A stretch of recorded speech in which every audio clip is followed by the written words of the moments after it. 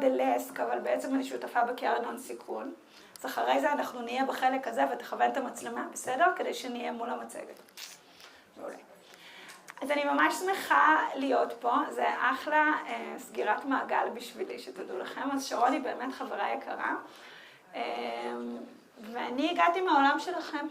אני הגעתי מהעולם שלכם, התחלתי ונוגה פה גם, ועומר שלא ראיתי אותו, אבל גם כן פה. ואני התחלתי בעצם עם קריירה בפסיכולוגיה. כל חיי רציתי להיות פסיכולוגית, גדלנו, בגרנו, תואר ראשון, תואר שני בפסיכולוגיה קלינית ונוירופסיכולוגיה, אצל גולן שחר בבן גוריון, בעולמות של כאב כרוני. הדוקטורט שלי היה מודלים ביו-פסיכוסוציאלי בכאב, ביו-סייקו-סושיאל, שהפוקוס היה באמת בוא נעקוב אחרי כמה מאות פציינטים, וננסה לנבא את הסימפטומים שלהם של דיכאון, חרדה, כאב, אובדנות. עד פה הכל מוכר, העולם שלכם, אין שינוי, הכל מאוד צפוי. חצי התמחות בפסיכולוגיה קלינית באסף הרופא, שבמהלכה החלטתי לא להגיע לשלם, ואמרתי, טוב, בוא נלך וננסה את הדבר הזה שקוראים לו מחקר בתעשייה. אמרתי, טוב, מה נעשה? אני לא יודעת, זה היה התקופה שדיברו לא מעט, Behavioral Economics, דן אריאלי, UX Research, אמרתי, אוקיי, בואו נשחק עם זה קצת, נראה לאן זה מוביל אותנו. בתעשייה התחלתי בעולמות הון סיכון בבריאות המסורתי, נורא קל לעשות נביגיישן למישהי עם PhD, לעשות אנליזות לחברה שמפתחת טיפול בסרטן, או איזשהו שתל הברך וכו', כי אנחנו יודעים לעשות מחקר.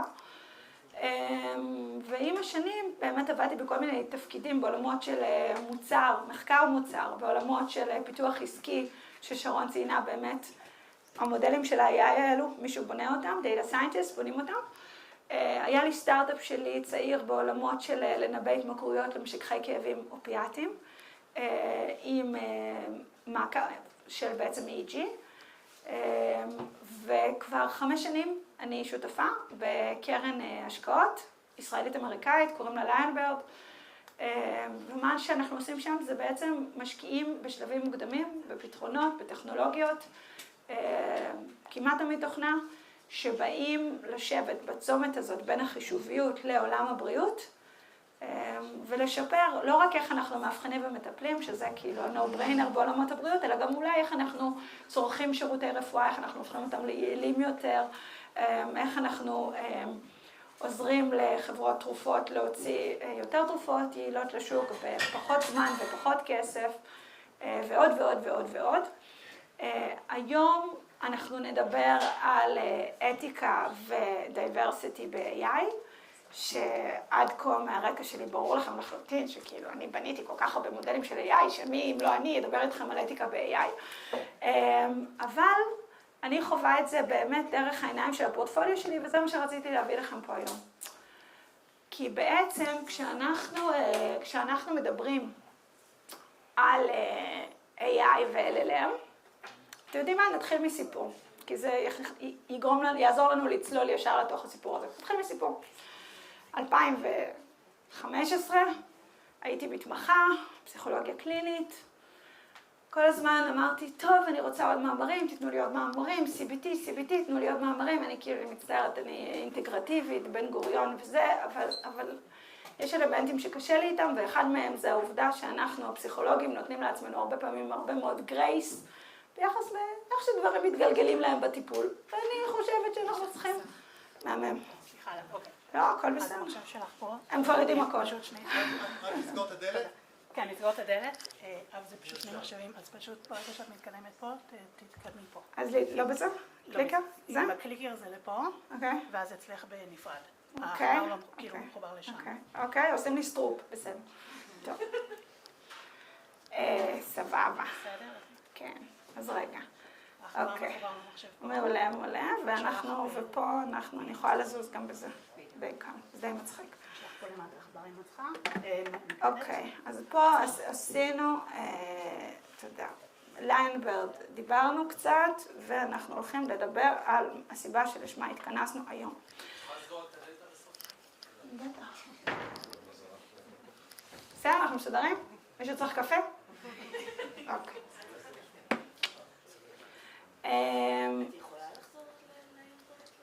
כן, בטח. אנחנו עוד רגע נגיע לסלייד שנותן לך את החברות, אז בכלל זה יהיה מדהים. אבל לפני שמדברים על ליינברד, צריך להבין מה זה בריאות דיגיטלית, וזה נורא חשוב. If you guys don't mind, I will be switching to English because this is my language when it comes to our content. So, what is digital health?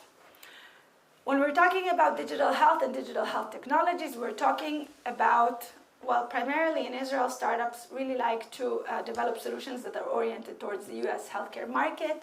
It's 20% of the US GDP, $4.5 trillion. It's costing a lot of money, and it's very, very, very inefficient, okay? And when we're talking about this, we're not talking only about the diagnostics and the therapeutic component, but really how care is paid for and delivered and so forth. And so, when we are talking about care, we need to talk about labor productivity and shortage.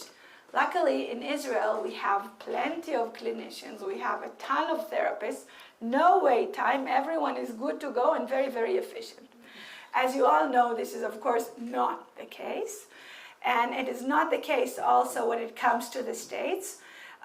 And it's just making our clinicians much more burnout, much more tired, less efficient. And obviously, this manifests or this leads to worse clinical outcomes, in essence. And when we're talking about the States, 35% of the time, a third of the time, can be automatable by AI.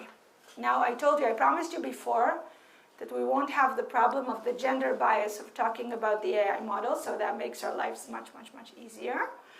And I'm going to start, before we're going to go into the portfolio a little bit, very, very briefly, I want to give you that anecdote I started before. Okay, so 2015, I was a resident in clinical psychology. And I came to my advisor and I told her, listen, I need more articles, I need more publications, I can't bear all this uncertainty, I don't know if I'm doing a good job. And I want to be accountable for my patients to deliver the best care I can. And I'm not trained enough. She told me, listen, you're a resident, it's okay, you can make mistakes, it's fine, it's a process, it's training, go with it. You need to work on yourself. I said, okay. Fine, I'll go with you. I don't know how much time later I left the residency. I told you guys it was not because of this specific remark, but no doubt that I need data. I like data. I'm a scientist in my orientation, and I think that leads us to just better outcomes for everyone, and we're in the business of healthcare. 9 years later, she calls me. She's leading a very large practice here, I won't name names. And she told me, listen, I know you're now a partner at a VC. You guys do digital health. I need AI solutions for mental health. Do you have any? Now, as you know, and as anyone who knows AI knows, AI is all about data, right? It's about data science. And so I said, of course we have AI solutions. Of course I'll help you out and I'll think about it. And I think in general, you know, I didn't start the talk with saying it, but it is important to say, beyond the prayer for the return of our hostages, right, and all our soldiers safely to their homes, we are now living in Israel, whether we like it or not, in probably the biggest clinical trial in mental health out there in the world currently. And we need to embrace that. And now we need to think of what are we doing, considering the fact that what can we do? We are the subjects. Okay, then how will it lead us to better care? Okay, so that was a nice close circle. And the fact that I think that even the people that were skeptic in the beginning about the need for data and AI are now realizing that, you know, this is what we need. This is the future, and there's no reason why AI can help Google develop molecules that become our drugs after for cardio condition and for cancer, and we don't use it for mental health. That just means that we have a bias and a fear, and we need to improve our trust as clinicians to adopt these technologies. Now, very briefly on Lionbird, because you asked. Lionbird, the portfolio, is harnessing AI and technology anywhere from improvement in clinical trials, to financial navigations for patients who are unable to pay for their care, in the case of Acton. Gemini and Laguna are use cases that we will be talking about today. I want to thank Luis Volach from Gemini and Dr. Dana Sinai, who is also from Ben Gurion, and Yael Peredal-Adam from Laguna for their support in this presentation, because I wanted to give you guys a true taste of what the folks that are building AI technologies are thinking about when they are thinking about safety for your patients with AI. Okay, so we're going to start with Laguna, right? No, we won't? Okay. Okay, cool. Amazing. So, very briefly, Laguna is in the world, is a company, a line board portfolio company that was founded by Yoni Stein and Yael Peredal-Adam in the world of conversational care for insurance companies. And what does it, in essence, does it mean, and why is it relevant to you guys, which is probably the next thing that you're asking yourselves. What Laguna are doing is they are harnessing basically technology, whether we're talking about NLP, focusing on the language component, and whether we're talking about the voice component, okay, to identify contextual barriers to care, which basically means what prevents me from getting the care that I need, whether it's going to my OB-GYN, or whether it's going to my therapist, or whether it's taking my son to go see his dietitian when he has diabetes. And they are providing this software to case managers, which is a role that is within the US healthcare system, is a role that is people that are occupied by the insurance companies, the payers. And they are given real-time insights around what can we do to basically get these members, these individuals, to get better care. So this is a long explanation to tell you guys that diversity and context is probably the first thing that is on top of their minds, okay? So we're starting today, we're talking about the diversity component. We had a great, by the way, example before when it came to language, right? In Hebrew, we can say we're talking about machine learning, right? Or we're talking about AI models. A model is a masculine, right? And mechona, machine, is a feminine, and we can describe it in either. And does it influence our perception? Well, you know what? It does. And when we're treating patients, we want to be minded to the fact that there is a bias in the room. It exists, and it's fine. Because when we're talking about healthcare disparities and bias, we don't need to ask ourselves, does it exist, right? When we have, in Israel, we have the examples of very diverse groups, right? We have Bedouins, we have Haredim, we have secular, we have Israeli Arabs, we have many different groups, each of them with their own attitudes. And so as clinicians, if we want to provide the best care, we need to adapt ourselves to these components, and at least be minded to the fact that these biases always exist in the back of our minds. And when we're talking about AI and machine learning, what we're trying to do, we're trying to mimic the human brain, right? If we want to mimic the human brain, we need to think about where it falls and where we can help it drive better outcomes, right?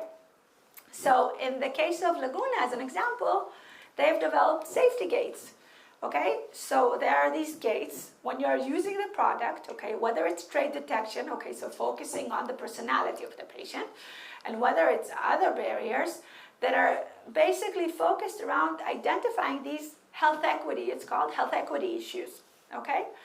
And then when we're looking at things from a performance analysis perspective, we're trying to understand if I'm comparing someone who is delivering that care or that call, okay? It's case manager, it's someone calling you and saying, hey, Gal, why didn't you come to your appointment today? Okay, trying to understand. And then you're comparing it to see, okay, whether there was a different behavior on the receiving side as a result of a different behavior from the providing side, from the case manager side. In this case, it's not a clinician necessarily. Okay. Now, when we're talking about comprehensive bias monitoring, I think it's important to say, they're looking at all the different features of the AI models, okay, to give you a sense of what are the biases that can come up, okay? SME, subject matter experts. One of the things that is most important when you're talking about developing AI models for therapy or for treatment in general is you need, and we'll get to that after with Gemini Health, you need that expert, that human in the loop that helps the model improve over time, okay? Again and again and again, you need that. So here they're talking about an age bias, okay? What if I have an older therapist or a younger therapist? How does that influence me? Socioeconomic, do they look like a similar class like me? A racial, ethnic bias that we know influences as well as a cultural one, and a gender bias, okay?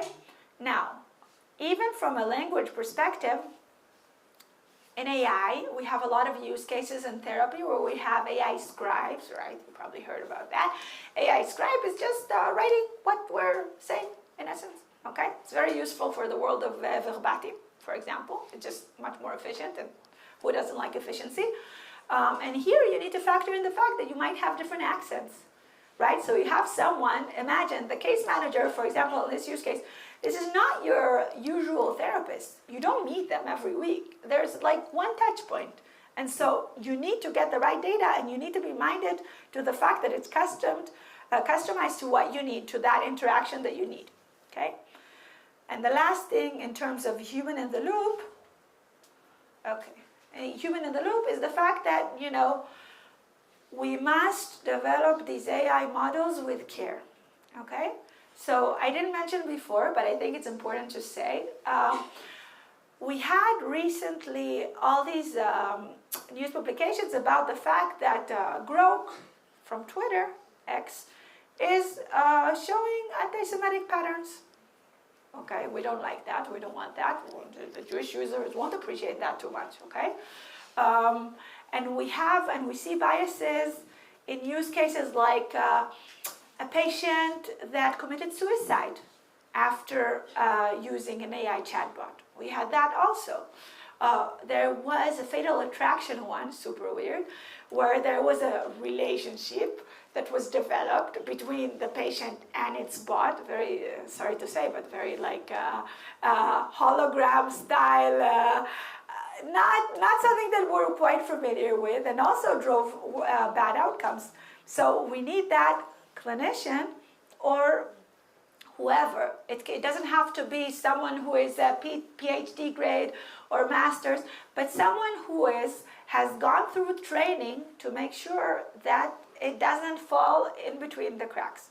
Now, a very important component of ethical AI is the concept of AI safety, okay? So I want to talk to you about Gemini. So Gemini, another Lineberg portfolio company, was founded by Louis Wallach and Mark Jacobstein and Sahil Sood to solve that issue of how are we treating patients continuously. So one of the reasons that I started my startup back in the day, and one of the things that bothers a lot of us, and me personally a lot, is the fact that we have clinician shortage. It doesn't have to be only in mental health, in general, in care, right? Primary care, it's also hard to get appointments here. And then you have patients that you're meeting them at specific moments in time. Now, say for example that I'm super depressed on Tuesday, and then comes Sunday and like incredible, I had an amazing weekend, we had so much fun, we took this trip, and I'm super happy. Now, if my therapist saw me on Sunday, he would say, wow, God, it's improving, amazing. I'm doing such a good job. Great, we need to continue like this. If he saw me on Tuesday, he'd be like, oh my God, maybe we need to think about a different medication. What do we do with her? I don't know. It doesn't feel like it's going anyway. And so that concept of having more touch points with your patients is actually really, really important. And it's a limitation that we have in the world, that we just don't have enough clinicians, okay?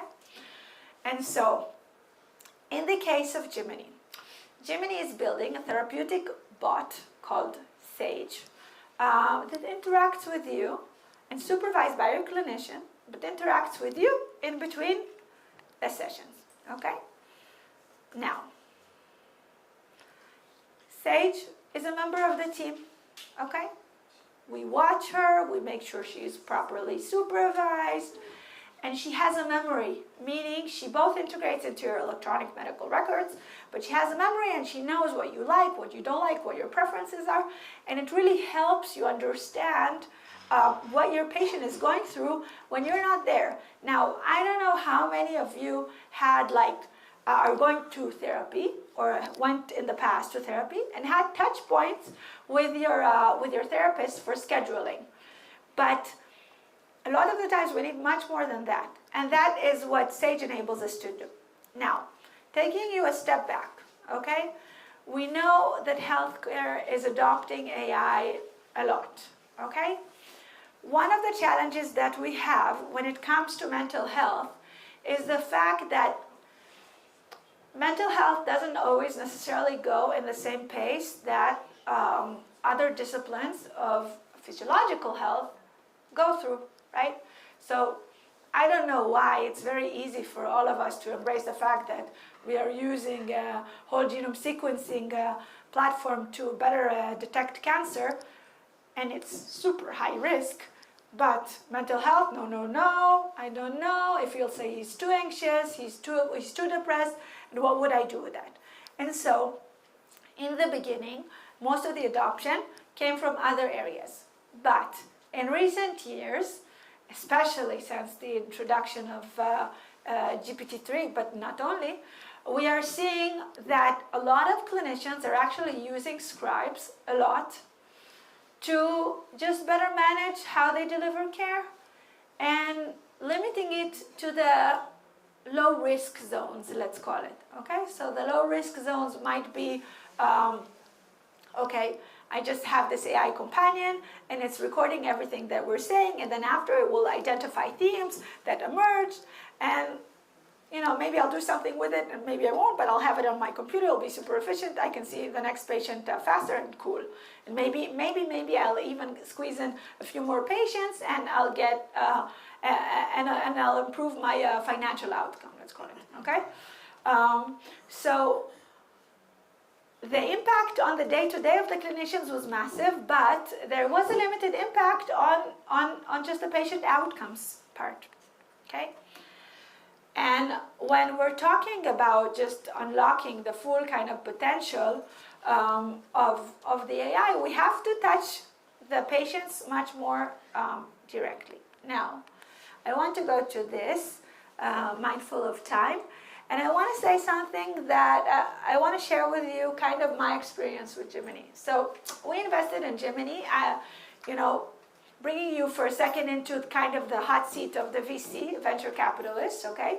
We meet usually hundreds to thousands of companies every year. From that, we invest in a very, very limited number of companies. And specifically in mental health, we've seen a ton of companies post-COVID pandemic. Okay, post-COVID in the US and Israel, everyone wants to build solutions for mental health. It's great. They're usually, by the way, encountering the same problems, which is we're all competing for the same limited pool of therapists. They have their own limitations. You're not going to, even if you have more hours in the week, you're not going to take 50 patient caseload, right? And so there's a limitation there.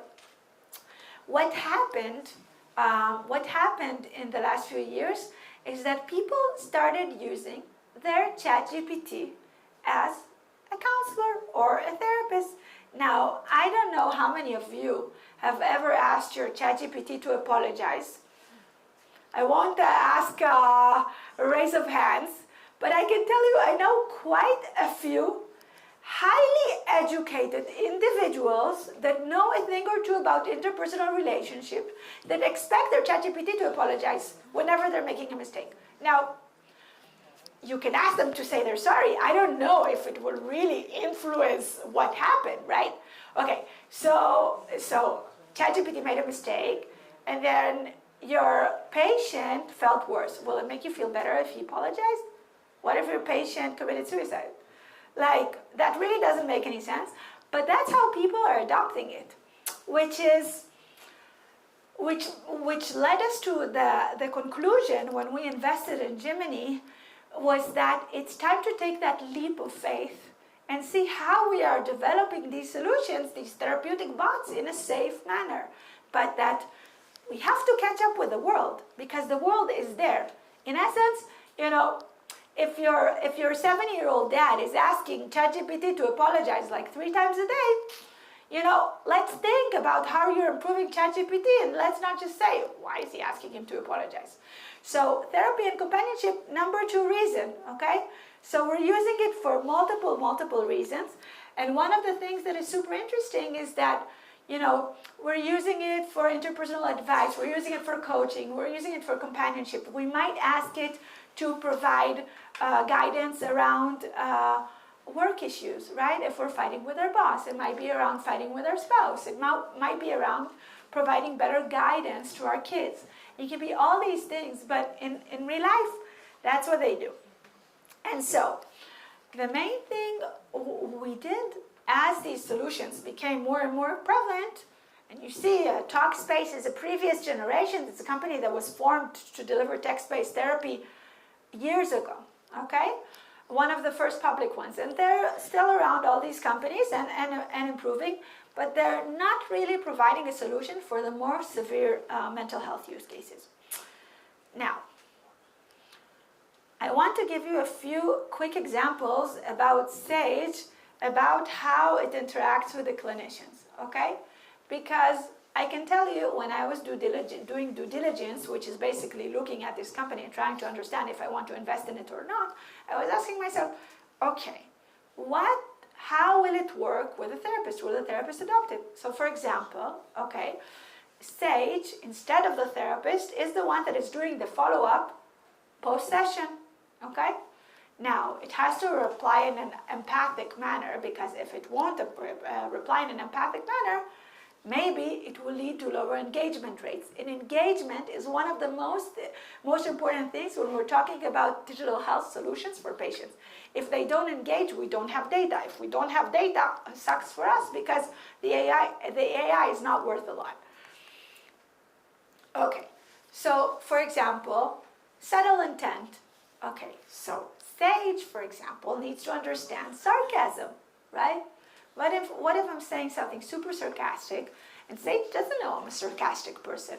What if it takes it, like I'm going to say, you know, Sage, I'm just done with it. I'm going up to the roof. And Sage will be like, oh no, we need to talk to her therapist. She's going up to the roof. But what if I say it all the time? And what if I say it to other people? Sage needs to learn GAL and continually evolve, so she makes sure that she doesn't provide escalations, okay? Whenever I'm throwing this comment, right? We all have in our mind, okay, suicidal intent. We need to go with a specific kind of framework, right? Is there a plan? Did they think about it? Did they do it in the past? Sage needs to have all of this in her memory, so it will be directed to the right places. Okay, Sage enhances his clinical decision making. So, for example, you know, Sage can tell you, okay, maybe you should switch now to acceptance and commitment therapy, okay, and not stick with the traditional CBT methodology. Maybe that's what you need to do. Maybe you need to provide this other patient with mindfulness. Okay, maybe you need to focus on an interpersonal intervention. So Sage has this menu within her programming, and is able to better cater to the needs of the patient. I'm telling you that I'm still kind of hopeful and waiting for that moment in mental health history where the menu will not be so limited and will feel like, oh my God, there are all these interventions, we need to choose from them. Now, right now, as you all know, as people that are treating patients or not, that are in this world, there is a limited bunch. And that makes, by the way, the work, the lives of the bots much easier to kind of recommend interventions from, okay? So, and last but not least, a summary. Why? Because one of the things that led Louis to start this company, he told me, listen, people don't understand that a lot of patients churn in the beginning of treatment. They churn, and why do they churn? They churn because a lot of the times it's not necessarily chemistry with your therapist as much as they don't feel that necessarily it will drive better outcomes. And so one of the things that was very, very important to them is make sure that we are better monitoring these patients, especially in these kind of earlier moments in therapy, so they don't churn. And one of the things, the other things was regarding progress in therapy. Okay, so take CBT, right? CBT, we give them exercises, right? And then they come back, they have homework. Let's see if you did your homework. And a lot of the time what happens in the States, I don't know if in Israel we're better students, but in the States, they go to the office of the therapist, and that's where they're finishing the homework. Like they didn't think about it all week, they didn't have time, they're finishing it in the end. And it doesn't really reflect their evolution. And so SAGE also enables you to help them do their homework at home in the natural setting where they're supposed to be doing it. Okay. Now, how are we doing on time? We have, Sean? 5 minutes. Okay. Cool. So, okay. So we talked about continuous and the need to basically drive better outcomes. And I want to go to the safety part, okay? So in the safety part, when we're thinking about things, we need to think of a few parameters that are important, okay? So first, missed opportunities for support. What does that mean? Maybe there are moments where it's using, or the patient is using SAGE, and we can help them overcome. We can provide them with comfort, confidence, offer them something to do. And maybe when we had a traditional therapy, we wouldn't have that, okay? Barrier to honest expression. So thinking about how to get more out of your patient, okay? Potential for increased distress. One of the things that I told you guys about was around, was around escalations. One of the things that is most important, right, is that we need to classify correctly in the world of AI, going back to the computer science of the component of it, okay, the statistics, we need to better classify. If we don't classify as severe, moderate, if something is changing in the state of the patient, we have a problem, okay? So we need to correctly classify risk.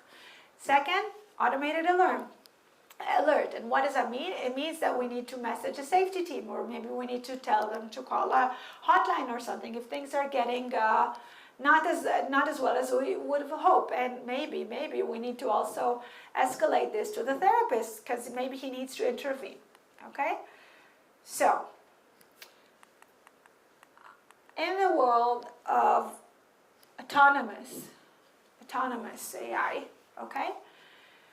We started with self-driving cars. I don't know how many of you have ever visited San Francisco or saw a video of Waymo, which is one of the cooler things, self-driving car. It's in a limited neighborhood in specific cities in the US. You go inside, it doesn't open, the door doesn't open unless it's parked to the side. So if you try to open it when it's pausing in the middle of the road, it won't let you. Like let's call it a better version of ourselves. It is.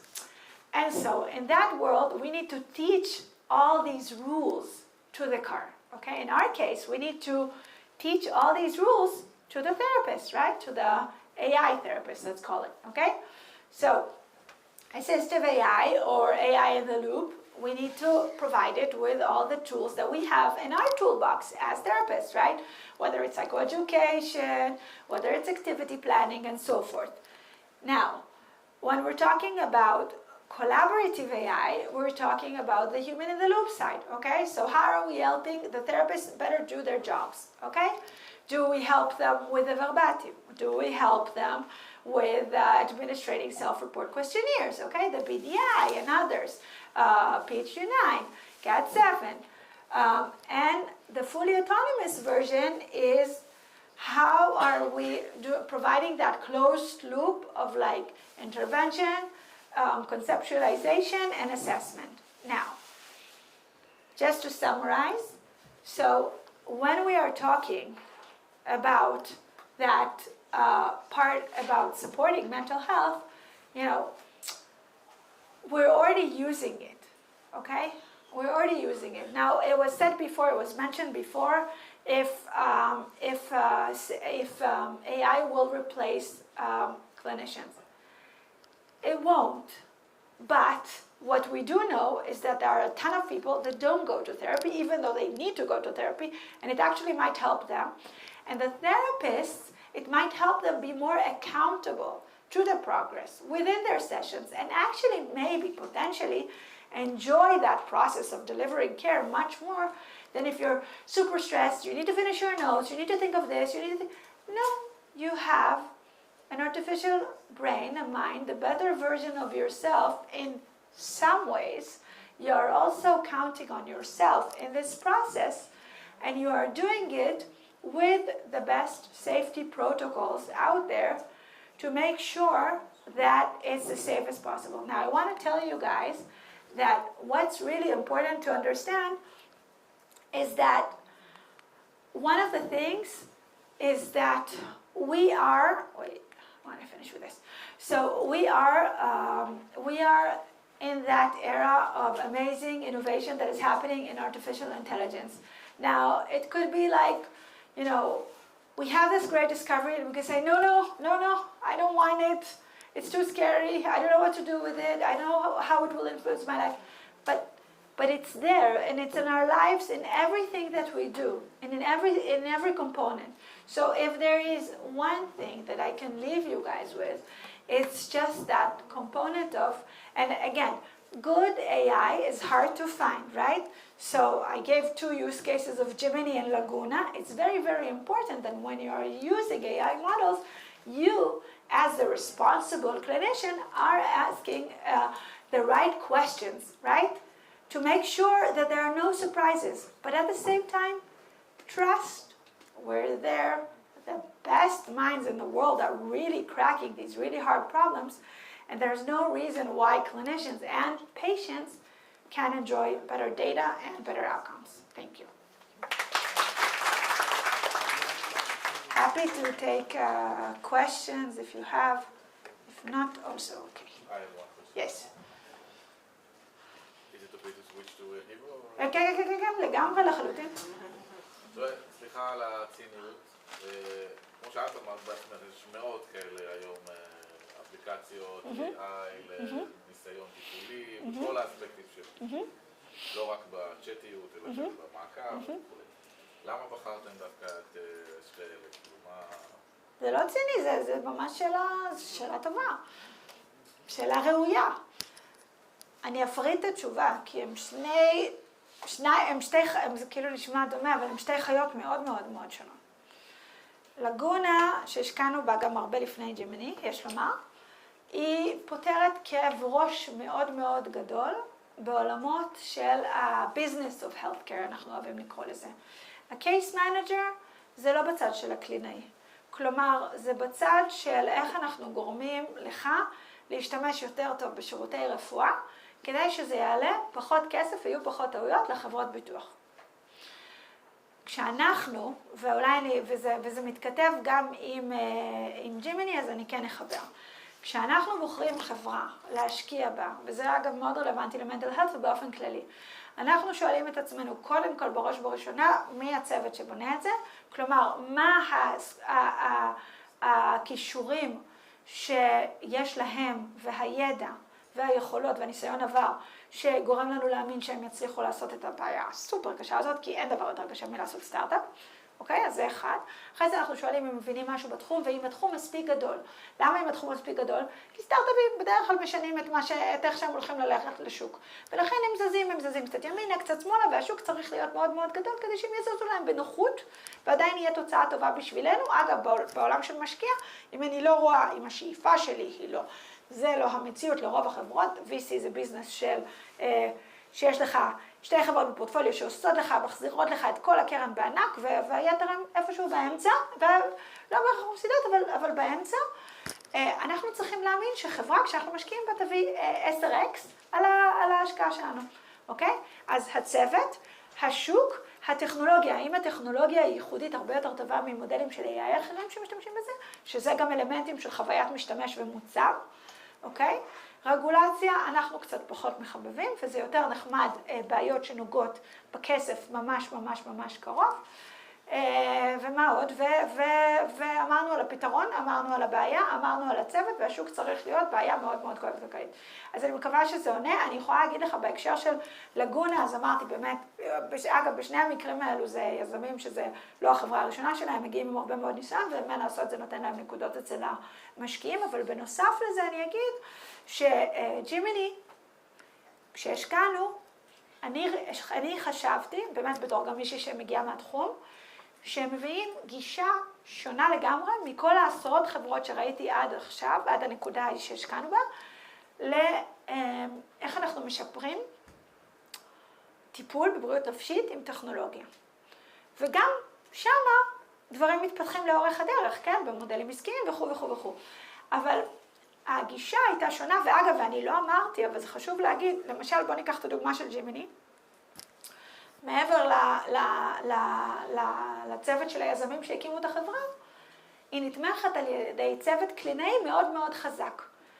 אז יש גם מומחים עסקיים שהיו המובילים של חברות בתחום הזה מזמן, וגם Chief Psychology Officer מ-MGH, בית חולים מאוד גדול בבוסטון, מומחה בטקסט-בייס תרפי מדארטמוט, וכל הדברים האלו ביחד גורמים לנו לחשוב שיהיה פה משהו שונה, ואתה צודק, זה השאלה הכי קשה בעולם. ואני יכולה להגיד לך, אני גם אהיה צנועה ואגיד שכל משקיע שאומר על החברות פורטפוליו שלהם שהן מצוינות ושהוא מאמין בהם, אתה יכול לבחון אם הוא צדק או לא בדלטה של 10 שנים. גם ג'ין וגם הם אקטיביים, הם יוצרים קשר עם המטופל או רק עם המטופל יוצר קשר? לא, הם שניהם פרואקטיביים. כן, זה שוב חיות שונות, אז נגיד בעולם של קייס מנג'ר למשל זה built in, כאילו זה built in, יש department של קייס מנג'רס בתוך החברת ביטוח, התפקיד שלהם זה לעשות צ'קאפ. עכשיו אני אגיד לכם אנקדוטה קטנה על זה, עד עכשיו היה רשימה של שאלות, שרוני אני מסיימת, אני מבטיחה, הייתה רשימה של שאלות שהיו עוברים איתך אחד, אוקיי? היה מתקשר בן אדם, מתקשרת לחבט, ואז היא אומרת, אוקיי, how are you feeling? Mr. Smith, are you experiencing any pain?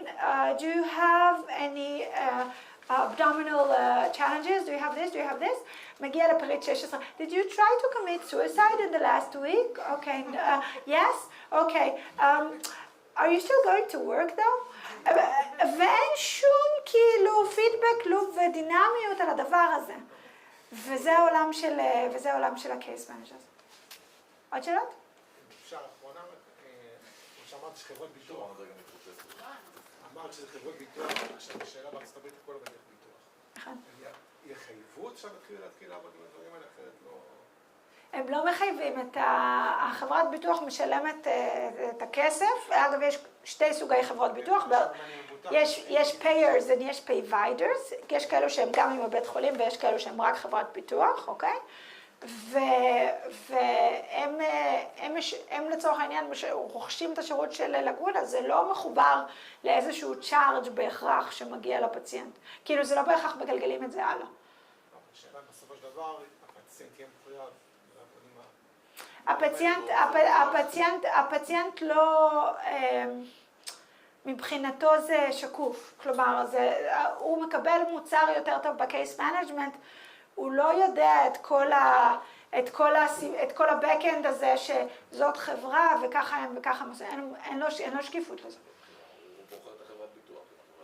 וכן, וככה זה עובד בארצות הברית, גם כשאתה מכוסה על ידי ה-self-insured employers, שזה רוב השוק, גם כשהמעסיק שלך הוא זה שמכסה, גם אז אתה מקבל סלסלה של אפליקציות ועם זה אתה עובד. תודה רבה לכולם.